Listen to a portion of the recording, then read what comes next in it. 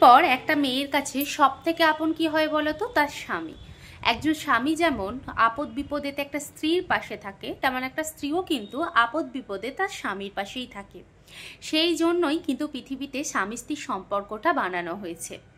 মা বাবা যে জিনিসগুলো পূরণ করতে পারবে না, বা মা বাবার অবর্তমানে যে তার মেয়ের অধিকার নিয়ে থাকবে বা তার মেয়েকে সাবধানে রাখবে, সেটার নামই কিন্তু স্বামী স্ত্রী।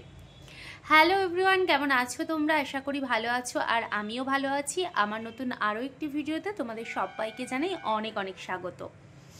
এই স্বামী স্ত্রীর সম্পর্কের জন্যই কিন্তু আমরা পৃথিবীতে খুব সুন্দরভাবে ভালোভাবে বাঁচতে পারছি, নাহলে হাজারটা কাকপক্ষীতে কিন্তু আমাদের টেনে হিচড়ে খেত। আমি কার কথা বলছি আশা করি তোমরা বুঝতে পারছো, রন আর পৃথ্বীর কাছে। এত নাটক করে, এত কিছু করে, এত ঘুমের ওষুধ খেয়ে, মারধর করেও কিন্তু রন আর পৃথ্বীকে আলাদা করতে পারলো না তার দিদি জামাইবাবু এবং তার পরিবারের প্রত্যেকে। যেমন তার স্বামী রনকে ভালোবাসে, রনও তেমন তার স্ত্রী পৃথ্বীকে কিন্তু প্রচণ্ড পরিমাণে ভালোবাসে। তারা দুজন দুজনের অক্সিজেন বলতে পারো, দুজন দুজনকে ছাড়া এক মুহূর্ত থাকতে পারে না। কিন্তু তাদের এই ভালোবাসার প্রতি এর দিদি আর জামাইবাবুর এত পরিমাণ নজর পড়েছে যে আলাদা করেই ছাড়বে চিন্তা করলো। কিন্তু অবশেষে কি হলো? পৃথ্বী তো রনের কাছে ফিরে গেল। পৃথ্বীর প্রথম ভিডিওটা যখন আমি দেখলাম, তখন তার সামনের কথাগুলো শুনে আমার মন পুরো ছুঁয়ে গেল। পৃথ্বী একটা কথাই বলল, যাই হয়ে যাক না কেন পৃথিবীতে আমার স্বামীর কাছে ফিরে যাওয়া বা আমার স্বামীর পাশে দাঁড়ানোটা এই মুহূর্তে আমি ঠিক বলে মনে করি, তাই আমি আমার স্বামীর পাশেই দাঁড়াবো। আর এদিকে আমরা দেখলাম রন কতটা পরিমাণ ভেঙে পড়েছে। অঝরে ছেলেটা কাঁদছে, মানসিক দিক থেকে, শারীরিক দিক থেকে, সব দিক থেকে কিন্তু সে ভেঙে পড়েছে। আর এই মুহূর্তে যদি একটা স্ত্রী তার পাশে থাকে, তাহলে এর থেকে বড় জিনিস আর কি হতে পারে বলো তো? তো সেই জন্যই কিন্তু পৃথ্বী তার সমস্ত রকম এই অসুবিধে জেনেই তার কাছে ফিরে গেল। ছেলেটা এই এত মার খাওয়ার পরে তার প্রচণ্ড পরিমাণে জ্বর, শরীর খারাপ, মাথা ব্যথার মধ্যে ভুগছে। আসলেই তার মা বাবাকে একবারও ফোন করে তাকে খোঁজ নিয়েছে সে কেমন আছে? অঝরে ছেলেটা কেঁদে যাচ্ছে। আর একটা ছেলের কান্না তখনই বেরোয় যখন বুকের ভিতর থেকে, মনের ভিতর থেকে আঘাত লাগে। আমরা পৃথিবীর সব কিছু কষ্ট মেনে নিতে পারি, কিন্তু মা বাবার দেওয়া কষ্ট কিন্তু আমরা মেনে নিতে পারি না। যেমন মা বাবা কষ্ট দিলে একটা সন্তান মেনে নিতে পারে না, সেরকম একটা সন্তান কষ্ট দিলেও কিন্তু একটা মা বাবা মেনে নিতে পারে না। কিন্তু রনের ক্ষেত্রে উল্টোটা হলো, তার মা বাবা তাকে কষ্ট দিয়ে তার আর এক সন্তানকে নিয়ে দিব্য রয়েছে। আর এদিকে রনের এত শরীর খারাপ, সে খাচ্ছে কিনা, সে মানসিক দিক থেকে কেমন আছে, সেটা কিন্তু খোঁজ নেওয়ার একবারও প্রয়োজন বোধও করলো না। মা বাবা একটা ছেলের হাত ছেড়ে দিয়ে চলে গেল। অবশেষে কে দাঁড়ালো? স্ত্রী দাঁড়ালো। তার স্ত্রী এই রকম অবস্থায় দেখে কিন্তু থাকতে পারেনি, হঠাৎ করেই তার কাছে ফিরে গেল এবং তাকে রান্না করে সুন্দরভাবে খাওয়ালো।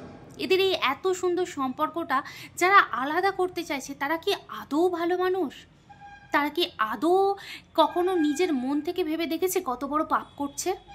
এত বড় পাপ ভগবান কি তাদেরকে মেটাবে? হয়তো এই এত বড় পাপের জন্যই তার দিদির বিনাশ ঘটলো। প্রথম থেকেই পৃথ্বীর ওপর অত্যাচার করা হতো, সেটা কিন্তু পৃথ্বী আগেই জানিয়েছে। আর এখন সে মুখ এই জন্যই খুললো না, কারণ সে যদি মুখ খোলে তাহলে তার পরিবারের প্রত্যেকের নাম কিন্তু নিলাম হয়ে যাবে। আর সে এটা কখনোই চায় না। তার সঙ্গে এত খারাপ ব্যবহার করবার পরেও, এত খারাপভাবে কথা বলবার পরেও, তাদেরকে আলাদা করবার পরেও কিন্তু পৃথ্বী রন দুজনে কেউ মুখ খোলেনি, শুধুমাত্র পরিবারের কথা ভেবে। এটাই হচ্ছে সত্যিকারের পারবারিশ, এটাই হচ্ছে সত্যিকারের শিক্ষা।